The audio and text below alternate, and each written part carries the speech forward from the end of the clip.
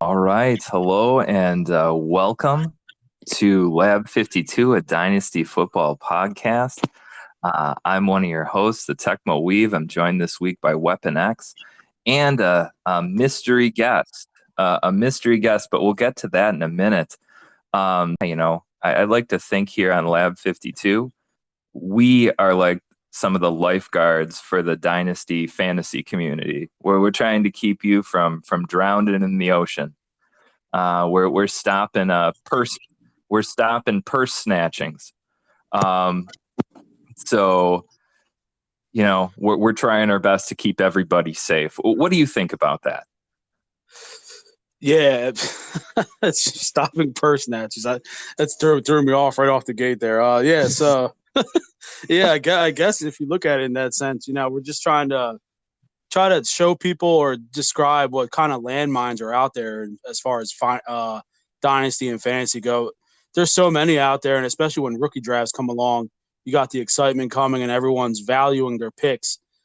I mean, debatably, sometimes they value their picks a little bit too high, and then now you're looking at trades that are just ridiculous. Some people are going after players that aren't even on teams yet. So it all depends how people look at rookie drafts. Seeing the landing spot right now that we're here Sunday, the NFL draft's over. It's nice to see where where they landed, and it's cool now that you can value the players at a more fair equilibrium, because now you're looking at players where they're at, who they're playing with, what offense they're on, and it's good to see this. Before the draft, it's tough trading rookies; you just don't know where they're at. Oh, absolutely, absolutely. And coming back to the lifeguard comparison, I feel like maybe this show and myself, we let someone drown in the ocean when we were pushing J-Rob. James Robinson. Oh, I have him in a couple of leagues, and I know the pain. But I had this one guy in another league. He's basically dancing on J Rob's grave, and he's kind of heckling me in the My Fantasy League chat. But thankfully for him and me, he also had Melvin Gordon, and he experienced the pain you did with the drafting of Javonte Williams. We'll get to that later in the show. I'm not sure which I don't know which one hurts more, but we'll get to that. But I also think our show, we've saved some people. We've snatched the baby out of the ocean. We saved the baby. When we said Chicago is going to make a move, they're not going to go down in flames with Andy Dalton. They didn't. They reached out draft night. They got a quarterback. If you were able to react quickly, you would have heard me saying, bail on Boyd. Bail on Boyd. You got to get rid of Tyler Boyd. And if you could, it's a good thing, because Jamar Chase came along, and opportunity is so important in dynasty fantasy leagues. And in 2022, no one's going to be caring about the season Tyler Boyd had in 2020. That's the reality of the dynasty community. So if you were able to get rid of him, you can pat us on the back for that. But yeah, I want to introduce our special guest here, special mystery guest. His name is Amaru Star. He's a fantasy expert from Parts Unknown. I'd like him to tell us a little bit about himself and some of his accomplishments and what brought him to the show. Hey guys, what's up? Thanks for having me on. I appreciate it. Calling me a fantasy expert might be a stretch. I can talk with the best of them, I think. So I'm a longtime fantasy player, probably ever since college, so about 25 years. But this is actually my first dynasty experience in the league with YouTube. So I'm kind of learning the ropes as we go. Nothing so far has come out of left field. I think I'm well ready for it and well qualified for it, and I'm looking forward to it. Excellent. I've been curious about your banner in our league for a while. The Randall Cunningham. I'm like, yeah, this guy isn't just a Carson Wentz Eagles fan. He's a fan from the QB Eagles days. I'm an old Eagles fan, so I know Weapon X. I think you're a Philly guy and you're a Philly fan. I grew up in Indiana. but I was always a Randall Cunningham fan growing up. Always, I played quarterback. I wore number 12. He was my idol. So when he went to the Vikings and they almost went to the Super Bowl, Randy Moss's rookie year, him and Chris Carter was killing it. I was just, a big time fan of Randall Cunningham. So when it came time to pick our banners, I don't even recall. I didn't even submit an idea now that I think about it. But the artist saw I had a picture for my fantasy league that I've used for a bunch of years. I had a picture of Randall Cunningham holding his little son who died tragically. He drowned. Like, I think he was 3 when he drowned. So I just always found that picture to be kind of cool, kind of not motivational, but I've always liked it. And the artist took that picture and he made my banner with Cunningham in it, which was really intuitive of him and really cool. So I really liked how that turned out. Yeah. Wow, I had no idea of the tragic meaning behind some of that picture. Yeah, that certainly puts it in a different light. Well, I appreciate you sharing that, but going back to more of a lighter note, I'd like to get your take, Amaru, on a trade. We did a trade in the league we're all in, and I know Weapon X talked about it. We completed the trade, so this is kind of nice to hear from an outsider that has insider knowledge of our league. Just what is an outsider's take on this? What do they see when they see this happening? So I'm sorry. Yeah, and I just want to go over the trade. It's a 0.5 PPR league, 12 team league, and the Tecmo Weave sent Corey Davis, Laviska Chenault, and David Johnson over to Weapon X, and I basically received Mike Evans and Kenyon Drake. There were 2 other small pieces that were just first space. So that's what it came down to, a 2-for-3 deal. What do you see when you see this happening? So my initial reaction was, I guess when I'm trading, and I think I may have heard Weapon X say this before, and I share the same philosophy. Anytime I'm trading, I always want to get the best player out of the trade. So I think in this trade, the best player right now is Mike Evans. But I think we don't know what Corey Davis is going to do in New York with the Jets. And now that they got a new quarterback, he might be the number 1 receiver. He might explode going forward. We don't know. We don't know what Laviska Chenault is going to be because they got Trevor Lawrence. Chenault is an exciting second-year player, but they got a lot of mouths to feed down there. So I think right off the rip, I like the Mike Evans end of it.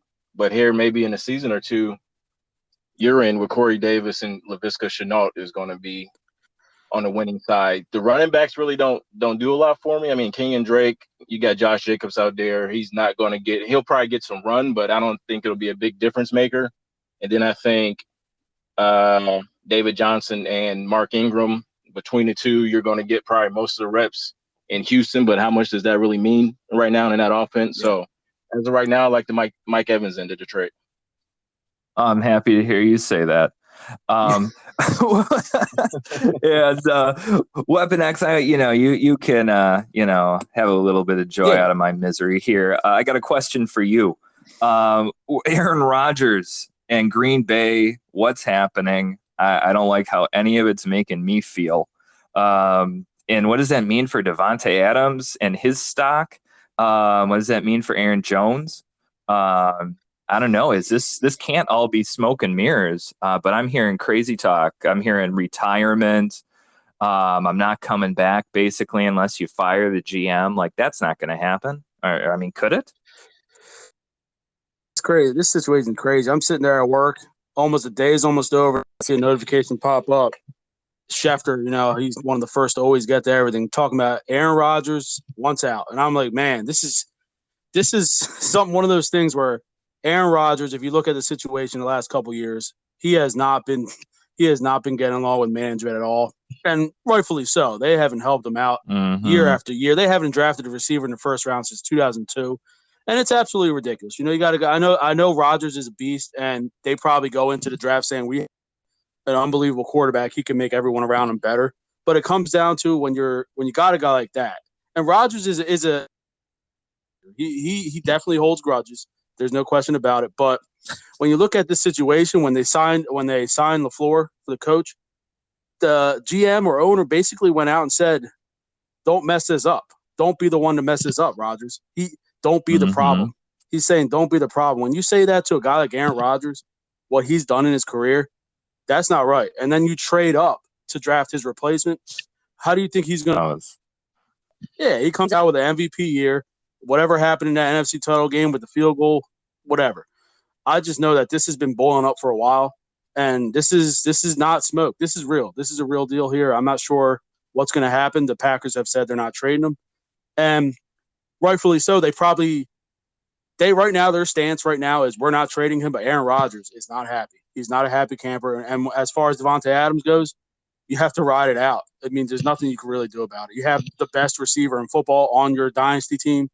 You have to ride it out. You can't trade him right now when there's stuff like this going on. Just see what happens. Hopefully he's back. But this situation's been boiling for a while now. It reached a tipping point. Yeah, it feels like you almost have to kind of assume he's not going to be there. I mean, that's where I'm starting to feel right now. And you don't want to wait till all of a sudden Aaron Rodgers is going to Denver. And then you're like, oh, crap. What is my Devontae Adams stock would plummet. It would plummet. There's nowhere else they're just going to put in the spot and, he's going to be the same. He might be, what did I see an article? It was saying he was like, without Aaron Rodgers, he puts out about 10 points less in a PPR league per game. So it's not an insignificant drop.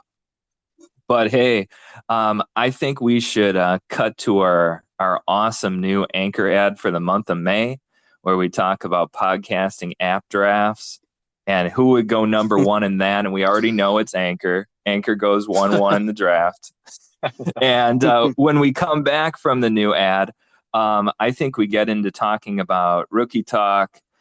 We'd already mentioned his name before, James Robinson and ETN and Gordon and Javonte Williams and the justice and all of it that Mike Davis and Myles Gaskin, their jobs are safe, but James Robinson, you're the seventh leading, running back in the league last year.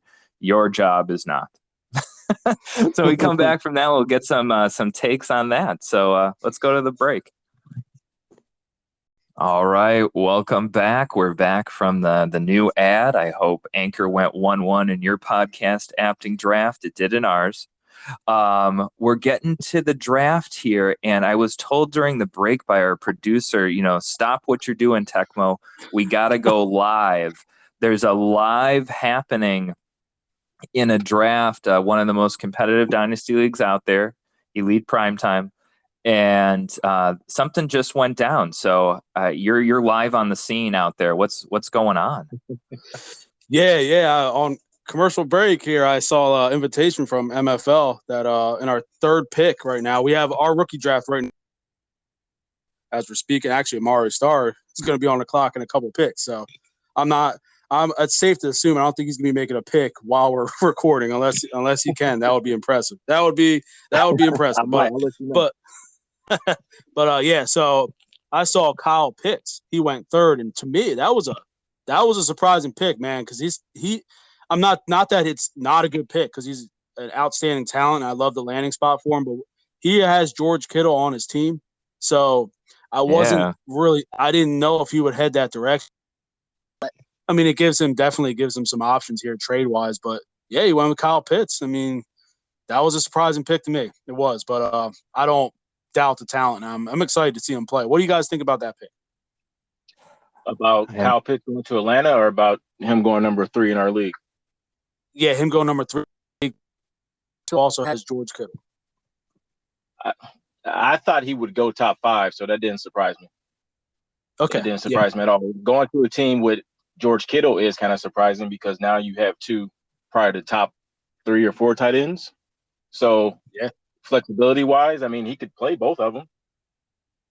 Can he in our league with our? Yeah, he could. Yes, and that would make for a good lineup. Yeah, actually, when you say like that, when you talk about like that, especially in this league, there's 5 positions, 3 extra flex spots, so you have a lot of flexibility to play 2 tight ends like that. So maybe he's thinking about a guy like that in this spot, an extra flex. No reason why you can't start him, or he's saying, you know what, I have trade options. He's still got high trade value.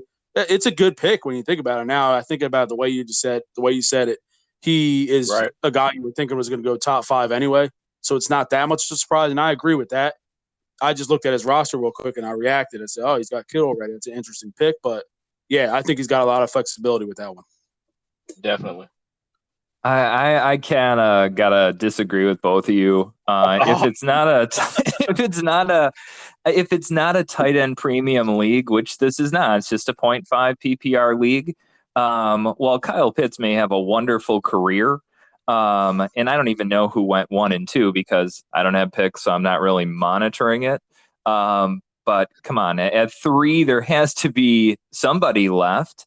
You have Najee Harris, you got ETN, and you got Jamar Chase. You would have one of those 3 players. Why is Kyle Pitts, one of these things doesn't belong? Why is Kyle Pitts being picked at that position?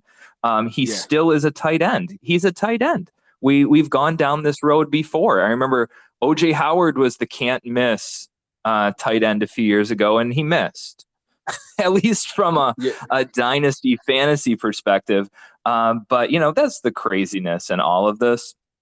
I having picked up Deshaun Watson last week and knowing in a separate league to end the year last year, someone bought Deshaun Watson for what became the 112. And when I saw that trade at that time, I said, man, that's way too low. How could you sell Deshaun Watson for the 112? Now you look at it and you say, man, he gave up the 112 for Deshaun Watson, who may somehow be worthless. Values can kind of shoot all over the place. So yeah, I don't know. I mean, maybe Kyle Pitts is the guy, but I would have went a different direction. Real quick on Kyle Pitts, while we're talking about, let me ask you guys this: what do you think about the chances or prospects of his having a position change after he gets into the NFL? If they start labeling him as a receiver, some of the stuff I've heard and some of the stuff I've read based on, the money that tight ends, the difference between tight ends and receivers and their contracts, he might start pushing later on here in a year or two to be changed to a wide receiver just for the purposes of getting a bigger contract money-wise. That's an excellent point. Excellent point. I thought about that too during the draft. Yeah, I could see that being a possibility, especially the way he was used in college. If you watch his highlights, he's out there playing out all the time. And Kyle Pitts is the type of talent that you're going to be able to put mismatches with him everywhere on the field. So yeah, I could see him pushing for that receiver status, and we'll see. I mean, Julio Jones is a guy that it didn't happen during the draft, but if it's a post June 1st trade and Julio Jones is not there anymore, they're going to utilize Kyle Pitts even more out there. So yeah, I could see him and having an argument to do it as well, because Kyle Pitts is a young guy. He's got a long career ahead of him, man. You get obviously receivers get paid a lot more. So yeah, that's a really good point you bring up there.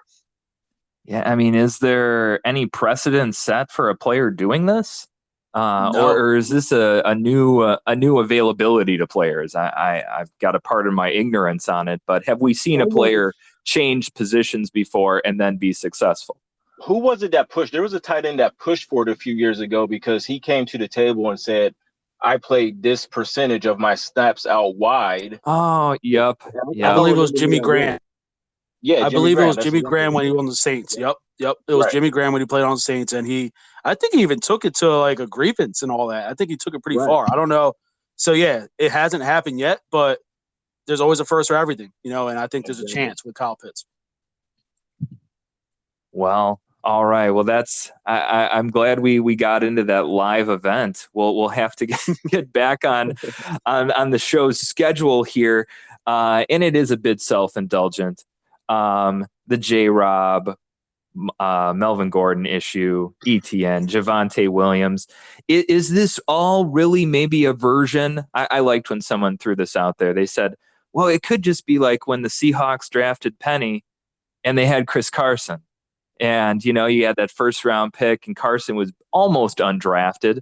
I think he was a couple picks at the end of the 7th round. Could that happen again here with Melvin Gordon or J-Rob and ETN? I want to hear from both of you on this. I'll let you take care of it first, Amaru. I think it's more of, when the Saints drafted Kamara, when they had Mark Ingram, and they both got almost even amount of carries to start off. And then Mm. eventually, Mark Ingram kind of faded. Kamara, he was more dynamic, more explosive. He just kind of Yeah. took the reins over. And I think in both situations, that's probably going to be the case. Yeah, I like the way you said that. And ETN has been compared to Kamara. So situation play out. And what's frustrating though is, and I talked to Tecmo about this when it happened. James Robinson. What else does a guy have to do to merit being a starter the following year? He put up an I know. unbelievable season in a terrible offense. Right. And we said, you know what? He was a first or second round pick in the draft last year. We're not even talking about this right now. But obviously, when you have draft stocks and players like ETN getting picked in the first round, unfortunately, it's going to bump them off. And in Melvin Gordon situation, I saw something in the 2 days before the draft that said the Broncos definitely plan to draft a running back, but Melvin Gordon will be their guy. And I'm like, all right, that's cool. But then when I saw they picked Robinson in the second round, I'm like, oh man, I didn't think it was gonna be that early.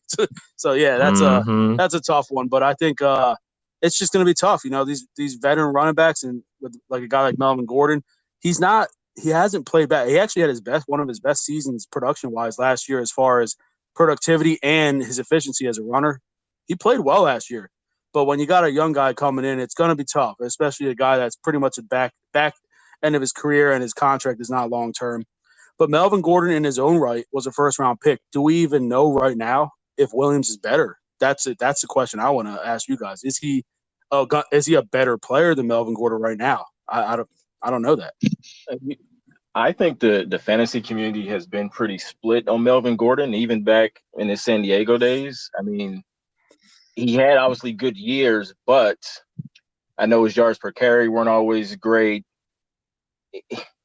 I think right now Javonte Williams is a better running back, and I think the writing is on the wall for Melvin Gordon, especially when they traded up. They traded up to get him. Like you said earlier, that draft equity means everything. So I think Melvin Gordon probably will start off as the starter. He'll get the most reps, but I think as the season wears on, I think he's going to probably start losing touches, and probably by the end of the season, he's not going to be the RB1 in Denver anymore. Yeah, I totally agree with that. There's no question about it. I think that's where it's headed.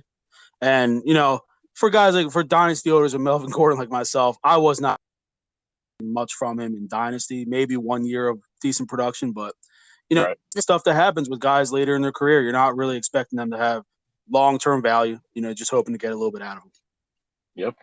Yeah. Well, I was happy to hear you say, Amaru, that the J-Rob ETN situation, comparing it to Kamara and Ingram. That made me feel good because in my initial reaction, you know, it's always that recency bias. I'm like, oh no, it's Dobbins and Ingram. I don't want that. Yeah, but no, these are two capable running backs, not a capable running back and a guy that maybe stopped using the PEDs. I don't know. But hey, I appreciate starting the draft segment here with a case, the J-Rob case that's close to me. Here's one that's close to you guys as Eagles fans. How'd you feel about Devontae Smith to the Eagles? What does that make you think? Yeah, man, you know what? We talked about it last week. I said Devontae Smith was a potential Eagles pick. You know, they were really high on him, and as an Eagles fan, I have no complaints. You got a guy, especially considering the last 2 years when the Philadelphia Eagles had the DK Metcalf on the clock. He is the obvious pick. There is no doubt about it. And they go with JJ Arcega-Whiteside. I'm not even going to get into that one. That's bad. I said, okay, that's one time. We'll give you a pass, Howie, with this one. Now let's fast forward to last year. They're on the drive. They're on the clock. Justin Jefferson is the clear pick. He is the clear pick. There is no debate.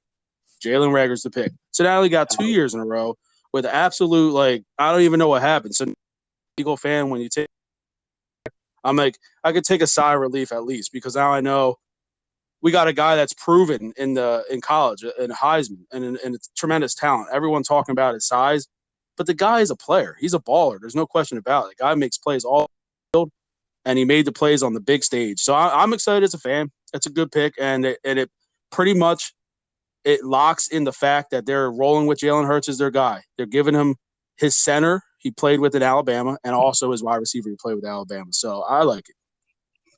Yeah, and I'll just add that Devontae Smith comes across to me as the type of guy who he studies. He's always in the film room. He's always working on his technique. So whatever he loses in size, he's going to make up for just an effort, his footwork. He's always getting open. I think the comps to Marvin Harrison are really good.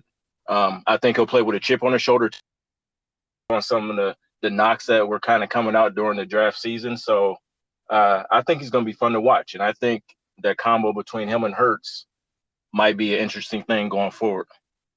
Yeah, I agree. Totally agree.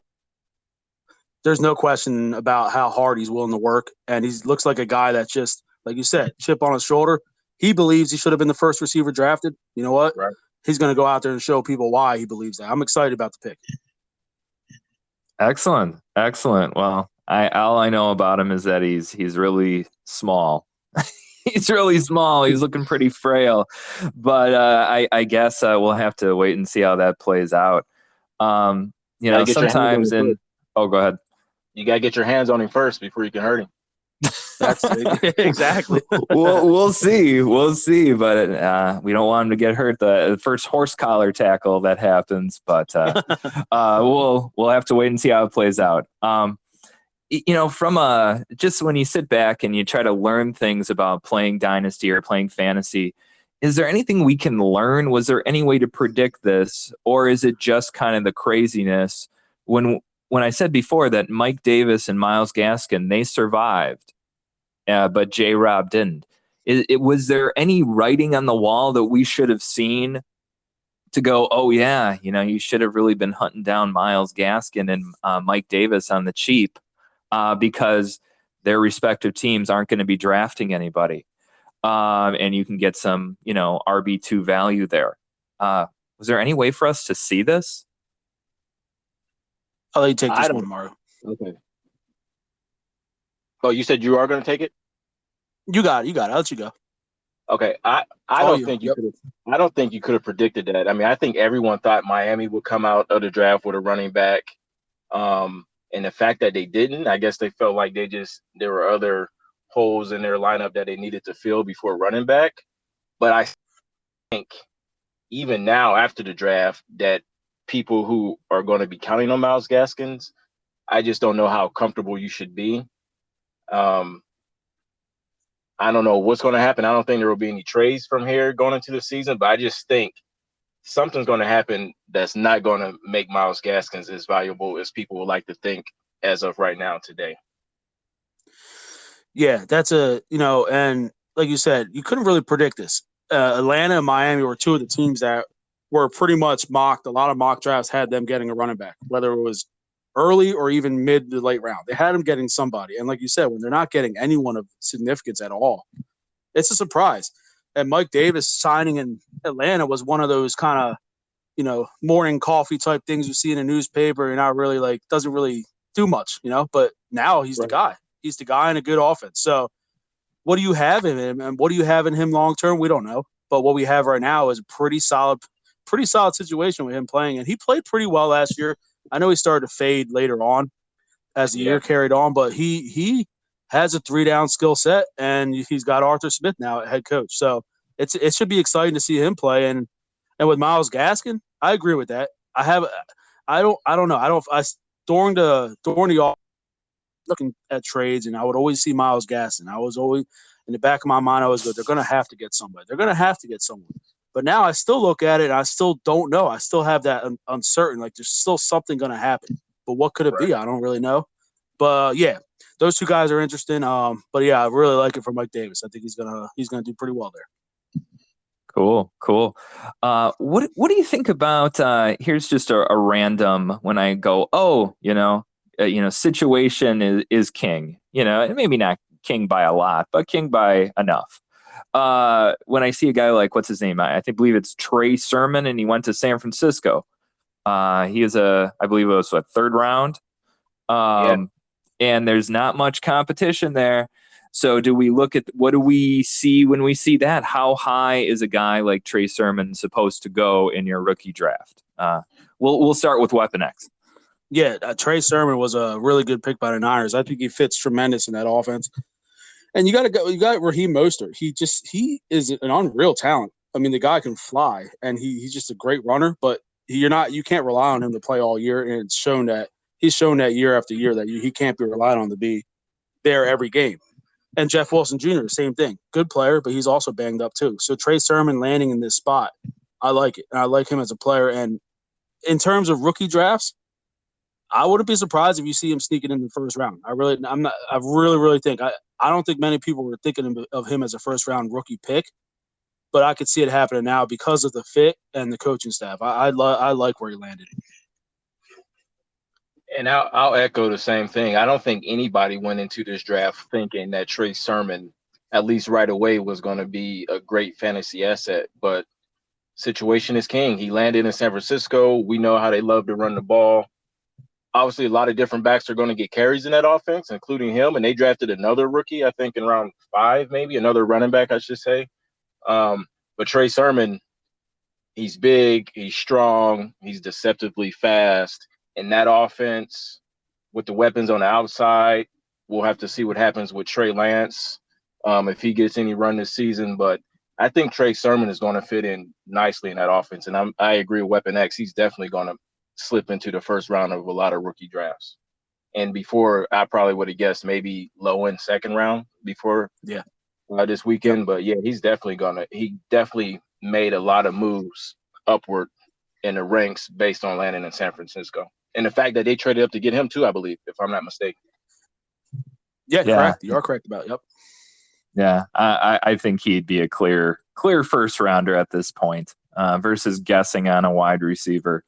So, and depending upon the type of league you play in, I think to close it out here, the final, and there's so much to talk about, and our show has a finite amount of time. So, Jamar Chase to the Bengals. What does that do for T. Higgins? I don't think it does anything good for Tyler Boyd. I've seen other experts out there saying it's not good for Tyler Boyd. I don't really think there is any way for it to be good for Tyler.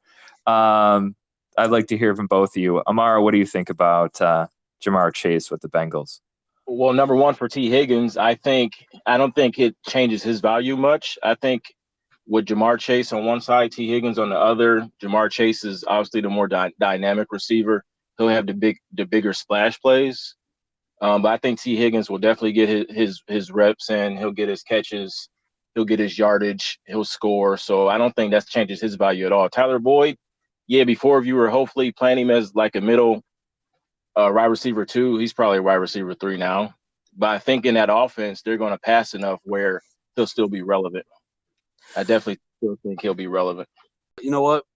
You're just surrounding Burrow with absolute beasts, man. And this is going to be a fun offense to watch. He's a special player, and it was a shame to see him go down last year. Let's hope they keep him upright, because when you got an offense like this with these 3 players, yeah, it's going to be something special. And I agree with you with Higgins. I think his value doesn't change a whole bunch. Maybe his ceiling comes down a little bit, but I don't think his overall value changes a lot.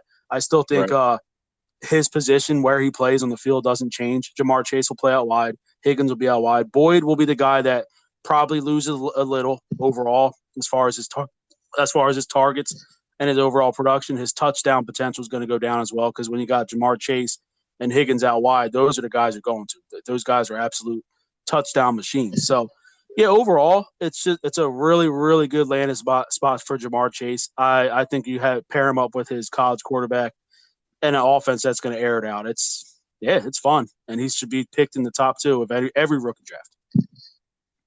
Definitely. Wow. All right. Well, hey, once again, it's been fun. We've hit our target time for the show. Of course, there would be a lot more to talk about if we had forever to talk about it, but we don't. So I want to thank both of you. I want to thank Amaru Star for joining us this week as a special mystery guest who's an expert in his field. And I appreciate it. Excellent. And Weapon X, as always, it's been fun. So I'll let you close out the show. Yeah, it's been a fun week talking NFL draft, and obviously with the draft, there's so much that goes into it, and you could talk about this for days, man. It's been a fun off season, and appreciate Amaru Star coming out here talking. You did a great job, man, and it's exciting. Hopefully, you'll be able to join us in the future. It's been a fun episode. All right, guys. Absolutely. Everyone, thanks. Yeah, thanks again, man. I appreciate it. You did awesome. All right, man. Everyone, take care and have a great week.